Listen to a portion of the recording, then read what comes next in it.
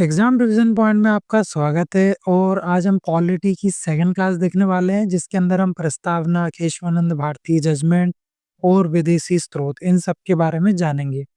तो चलिए स्टार्ट करते हैं और इस क्लास के बाद में हम फिर आगे बढ़ेंगे आर्टिकल्स वगैरह पे। तो स्टार्ट करते हैं कि संविधान की सबसे पहले हम देख लेते हैं कि प्रकृति क्या है, मतलब इसके आर्टिकल्स के बारे में कैसे कैसे क्वेश्चन वहां से पूछे जाते हैं उसकी कुछ जानकारी लेंगे और फिर हम आगे बढ़ते हैं। तो देखो, भारत के जो मूल संविधान है इसके अंदर आपको 395 अनुच्छेद, 22 भाग और 8 अनुसूचियां देखने को मिलेंगी। मैं ये क्यों बता रहा हूँ कि क्वेश्चन यहाँ से कैसे बनता है वो बता रहा हूँ, ऐसे आपको 3 लाइन बता रहा हूँ मैं। अगर बात करूँ वर्तमान में तो लगभग 450 अनुच्छेद, 25 भाग और 12 अनुसूचियां हैं। लेकिन अगर संवैधानिक दृष्टिकोण से देखा जाए तो संविधान के अनुच्छेदों की संख्या है 395, 22 भाग और 12 अनुसूचियां हैं। तो इनसे क्वेश्चन पूछे गए हैं। एक बार ये 22 भाग भी पूछा गया था, ठीक है। मूल संविधान में कितने थे, वर्तमान में कितने थे और संवैधानिक दृष्टिकोण से, तो ये सारे क्वेश्चन यहाँ से आए हुए हैं एग्जाम में, इसलिए मैंने इस चीज को इसमें आपको बता दिया है। तो याद रखना, बिल्कुल यहाँ से इतना ही क्वेश्चन आएगा, आपको याद रखना है। फिर आगे चलते हैं। आगे आपको कुछ चीजें याद रखनी है, वो भी आप देख लीजिए कि हमारा संविधान एकात्मक और संघात्मक दोनों लक्षण है इसके अंदर। वो क्या क्या है वो भी बताऊंगा आगे जाके। वो भारत का संविधान संघीय कम एकात्मक ज्यादा है, किसने कहा था, और भारत का संविधान अर्ध संघीय है, ये किसने कहा था। तो इतनी जानकारी आपको होना चाहिए। तो ये कहा था डी बासु ने एकात्मक वाला, और अर्ध संघीय है ये किसने कहा था, केसी बियारिया ने कहा था। अब चलते हैं देखो आगे। तो संविधान के अंग देखते हैं, कितने अंग हैं। संविधान के 4 अंग हैं, प्रस्तावना, भाग है, अनुच्छेद हैं और अनुसूचियां हैं। बहुत ही इंपॉर्टेंट रोल प्ले किया था प्रस्तावना की वजह से हमारा संविधान कितना मजबूत हुआ है वो आप जानेंगे। तो चलिए प्रस्तावना को देखते हैं सबसे पहले। ये मैंने आपको बता ही दिया था कि प्रस्तावना को संविधान की आत्मा कहा जाता है। और उद्देश्य प्रस्ताव पेश किया था किसने, जवाहरलाल नेहरू ने। तो संविधान की प्रस्तावना जवाहरलाल नेहरू द्वारा तैयार संविधान सभा में प्रस्तुत उद्देश्य प्रस्ताव पर आधारित है। ये प्रस्तावना है। और इसको लागू कब किया गया था, मतलब नेहरू जी ने कब पेश किया था, तो कब किया था, 13 दिसंबर 1946 में इनने उद्देश्य प्रस्ताव पेश किया था। तो ये हमारा सवाल नहीं, हम देख चुके हैं। और फिर आगे देखते हैं 42वें संविधान संशोधन 1976 के तहत संशोधित किया गया और इसके अंदर कुछ शब्द जोड़े गए। तो वो क्या क्या थे, वो थे समाजवादी, अखंडता, पंथ निरपेक्ष, यहाँ कॉमा लगा लेना, पंथ निरपेक्ष शब्दों को प्रस्तावना में जोड़ा गया। इस संशोधन के तहत 42वें संविधान संशोधन 1976 3 नाम जोड़े गए, समाजवादी, अखंडता, पंथ निरपेक्ष, ये याद रखना है। फिर उसके बाद में देखो एक केस आता है, यूनियन ऑफ इंडिया बनाम मदन गोपाल के निर्णय में कुछ कहा गया प्रस्तावना के बारे में, वो जानते हैं। तो देखो ये केस क्या था उसके बारे में जानते हैं। तो मदन गोपाल नाम के एक व्यक्ति थे, उन्होंने क्या किया, सरकार के एक कानून को कोर्ट में चैलेंज कर दिया और कहा कि ये कानून मेरे मौलिक अधिकारों को नुकसान पहुंचा रहा है। हाँ, ऐसा कोर्ट में जाके इन्होंने कहा। फिर सवाल ये उठा कोर्ट में जाके कि कोई भी व्यक्ति आएगा और सीधे सुप्रीम कोर्ट जाकर ये कहेगा कि मतलब इस चीज से मेरे मौलिक अधिकारों का हनन हो रहा है, जज साहब मुझे इंसाफ दिलाइए। मतलब कानून अभी लागू हुआ है लेकिन अभी तक असली नुकसान नहीं हुआ है, सिर्फ शक है, उसको डर है उस व्यक्ति को। तो फैसला आया कि केवल डर या संभावना के आधार पर कोई कानून को चुनौती नहीं दी जा सकती है, आप है ना। जब तक मौलिक अधिकार आपके सच में प्रभावित ना हुए हों तब तक कोर्ट दखल अंदाजी नहीं करेगा। तो इस केस में ये हुआ था। फिर उसके बाद में आगे चलते हैं, एक और केस आता है 1960 का, बेरुवारी बनाम यूनियनवाद। सुप्रीम कोर्ट ने निर्णय दिया कि संविधान की भाषा संदिग्ध हो तो वह प्रस्तावना विधित निर्वाचन में सहायक होगी। मतलब इस केस में सर्वोच्च न्यायालय ने प्रस्तावना को संविधान का अंग नहीं माना। अब पहले जानते ही केस क्या था, ठीक है। तो देखो, बेरुवाड़ी एक जगह है ना? एक छोटी-सी जगह है, छोटा-सा इलाका है, जो भारत और पाकिस्तान के एरिया में आता है। ये जो बेरूबाड़ी का इलाका है, ये भारत और जो आपका पाकिस्तान है, उसकी सीमा पर है। कहाँ पे है? सीमा पर। तो उसकी सीमा पर है, तो आज़ादी के बाद क्या हो गया? कन्फ्यूज़न हो गई। कन्फ्यूज़न ये थी कि ये भारत का हिस्सा है या पाकिस्तान का हिस्सा है। तो भारत सरकार चाहती थी कि कुछ ज़मीन पाकिस्तान को दे दी जाए, ताकि सीमा विवाद खत्म हो जाए। लेकिन सवाल ये उठा कि क्या सरकार ऐसी ही भारत की ज़मीन किसी दूसरे देश को दे सकती है क्या? तो ये मामला पहुँच गया कोर्ट में। कब? 1960 में। अब ये जो मामला था, है ना? वही बता रहा हूँ मैं आपको।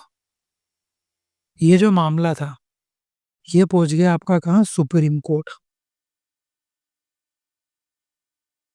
अब मामला सुप्रीम कोर्ट पहुँचा है, कब पहुँचा है? 1960।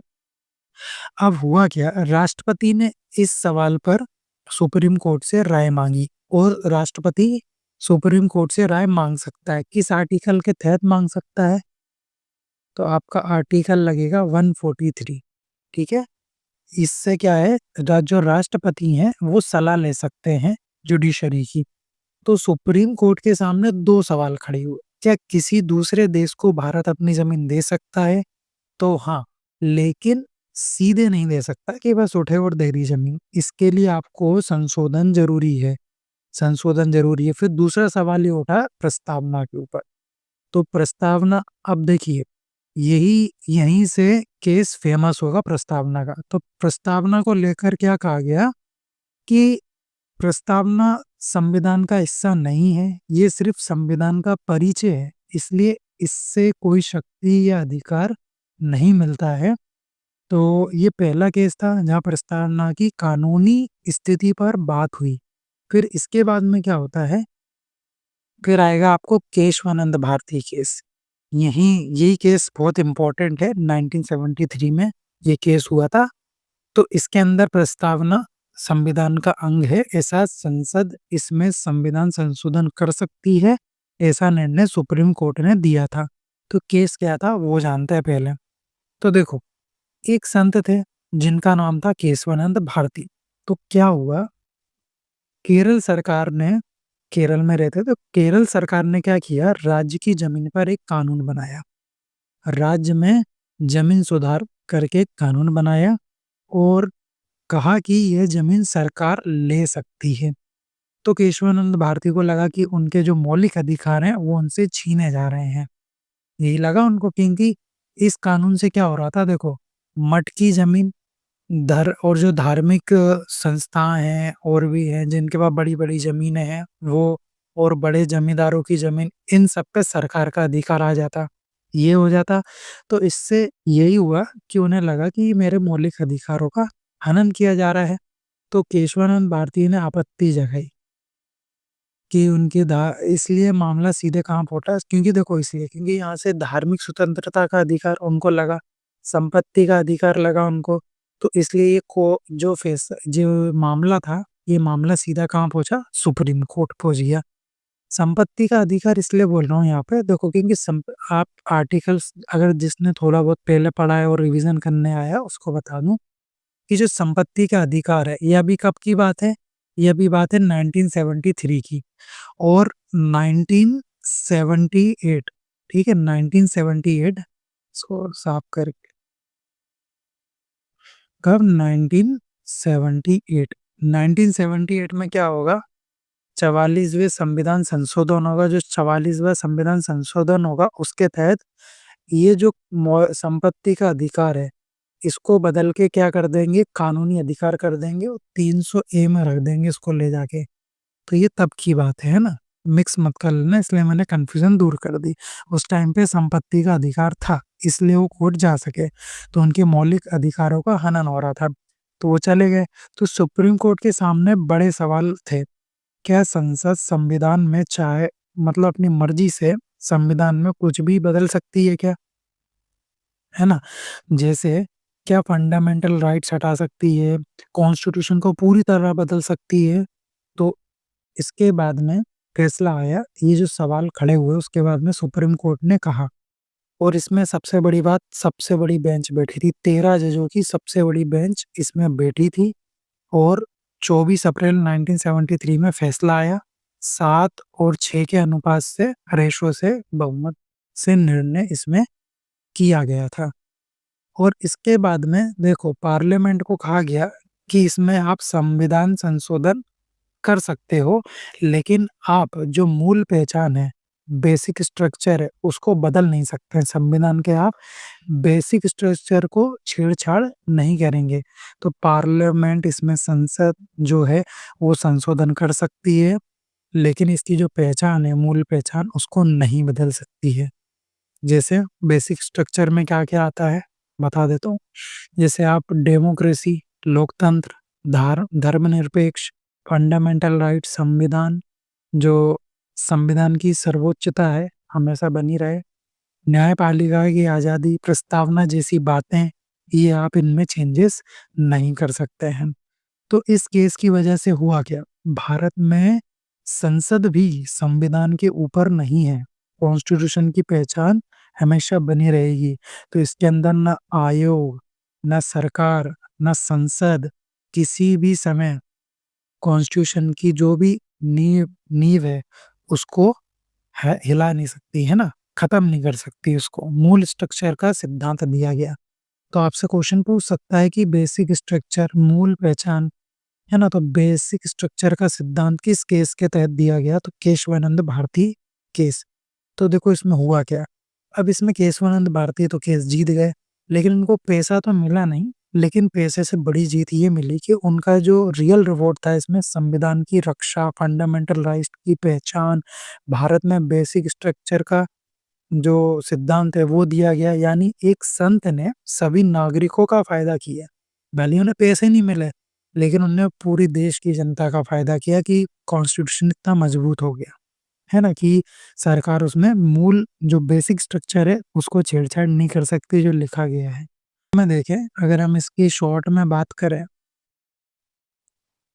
तो सबसे पहले उद्देश्य प्रस्ताव, ठीक है?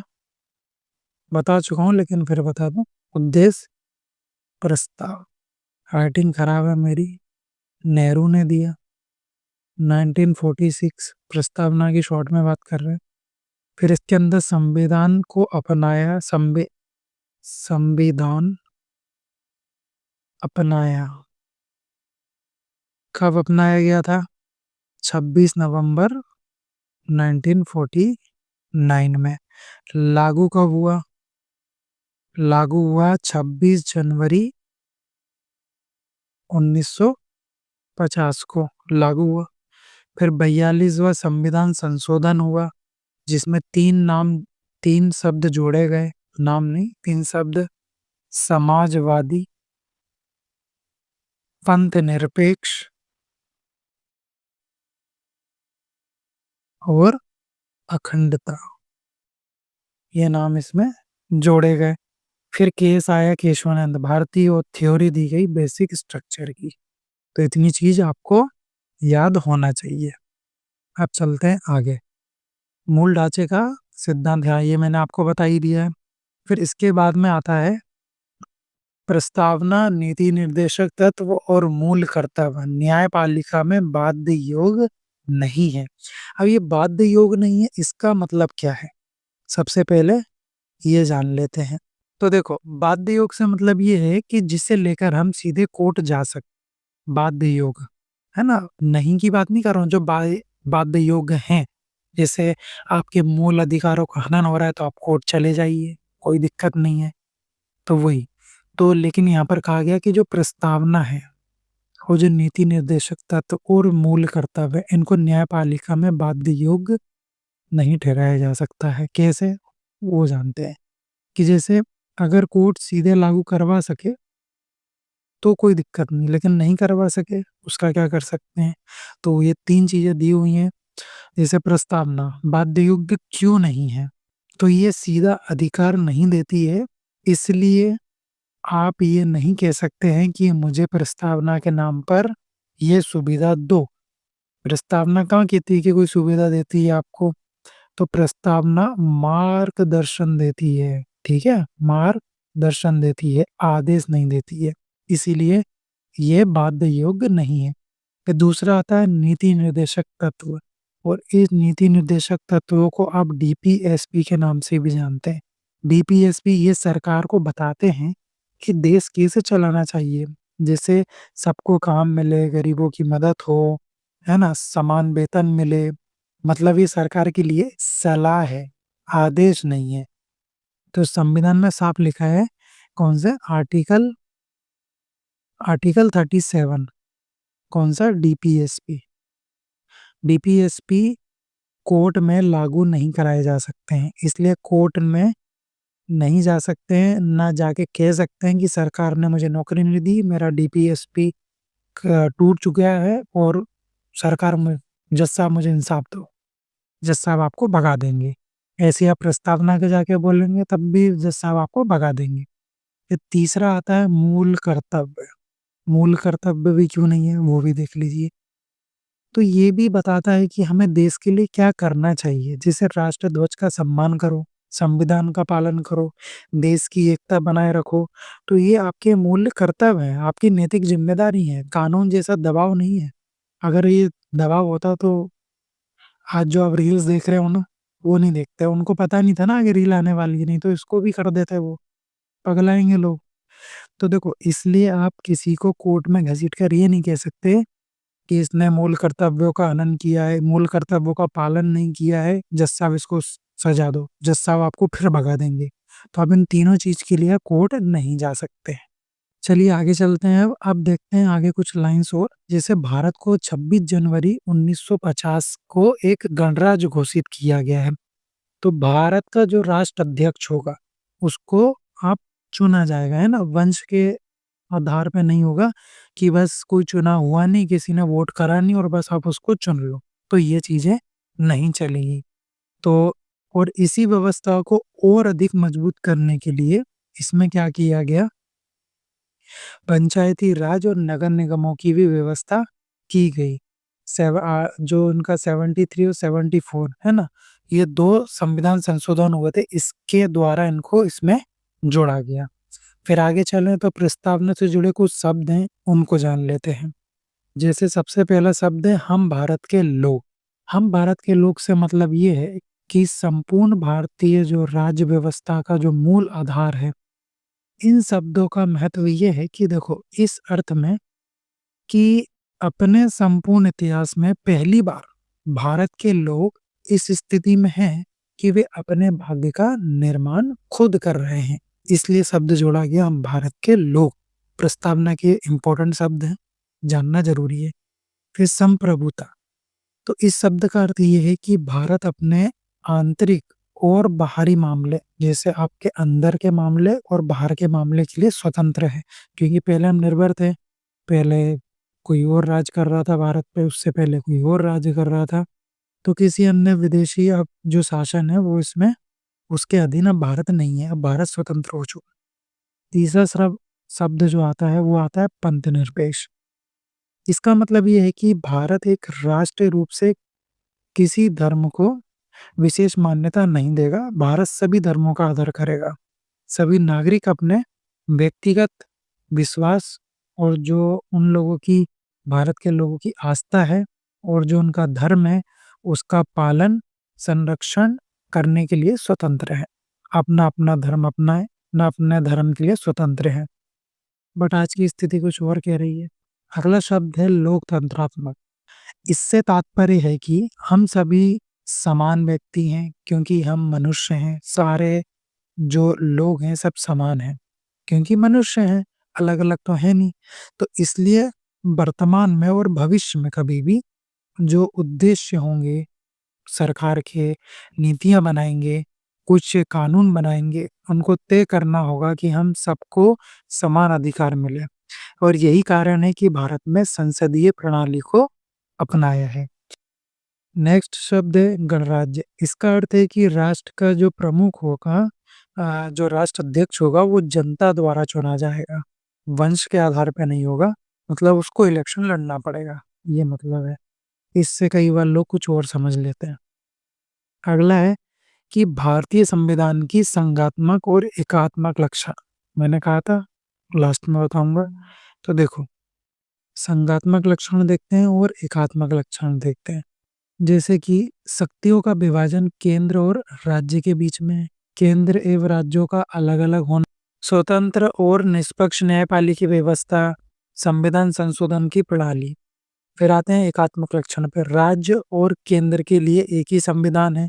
राज्यपालों की नियुक्ति, एकल नागरिकता का प्रावधान कि सबकी एक ही नागरिकता होगी अलग अलग राज्यों की, ऐसा नहीं कि किसी राज्य ने अपनी नागरिकता अलग दे दी। आपातकालीन व्यवस्था, क्योंकि आपातकाल में सारी शक्तियां केंद्र के पास चली जाती हैं और राज्य के कुछ विधायकों पर केंद्र का नियंत्रण होगा। जैसे कि राज्य का जो निर्माण है वो संबंधित जो भी विधेयक होंगे उससे संबंधित, उस पर नियंत्रण किसका होगा? केंद्र सरकार का। आर्थिक सहायता के लिए भी केंद्र सरकार पर निर्भर रहते हैं राज्य सारे। तो ये यहाँ पर खत्म होती हैं ये सारी चीजें। इसमें हमने प्रस्तावना देख ली और केशवानंद भारती केस भी देख लिया।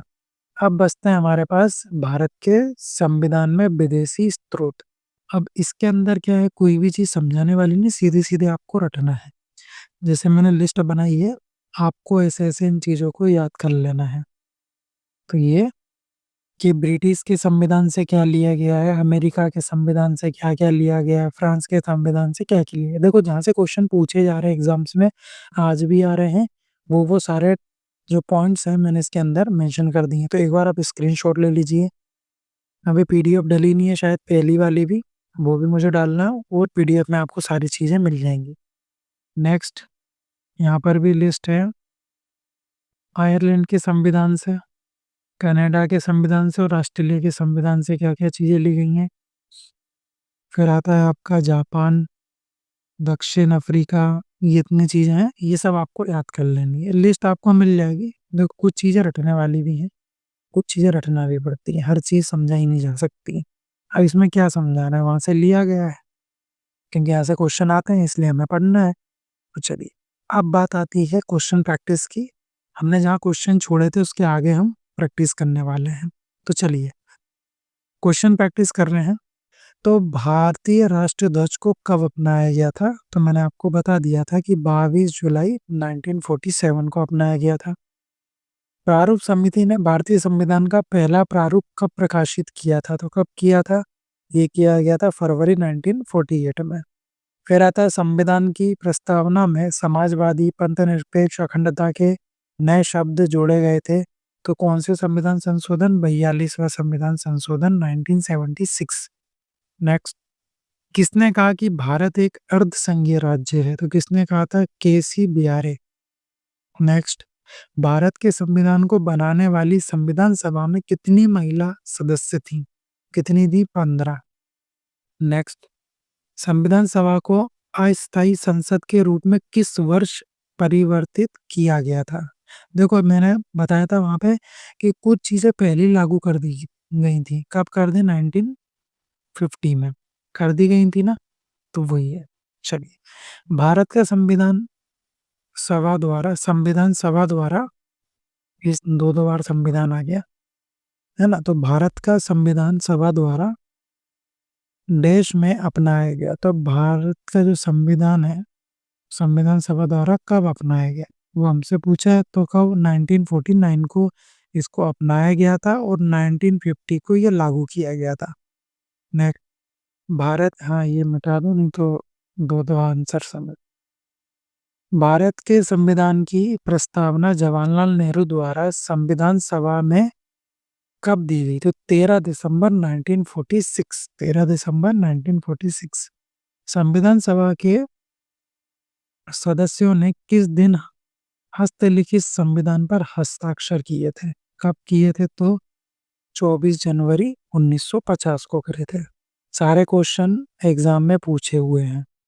भारत का संविधान कब लागू हुआ था? तो 26 जनवरी 1950 को लागू हुआ था। भारतीय संविधान सभा ने संविधान कब अपनाया था?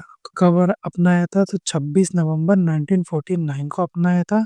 26 जनवरी 1950 को लागू हुआ था। 26 नवंबर 1949 को भारत के संविधान के निम्नलिखित में से कौन से प्रावधान लागू हुए? नागरिकता, अस्थायी संसद, निर्वाचन, मौलिक अधिकार। तो आप जानते हैं कि मौलिक अधिकार तो हुए नहीं थे। जो मेन थे वो 1, 2 और 3 ये थे, तो ऑप्शन नंबर 20 का उत्तर है। नेक्स्ट, संविधान सभा के सदस्यों ने देश को भारत के संविधान पर हस्ताक्षर किए थे। कब किए थे? ये तो एक बार और हो गया था क्वेश्चन।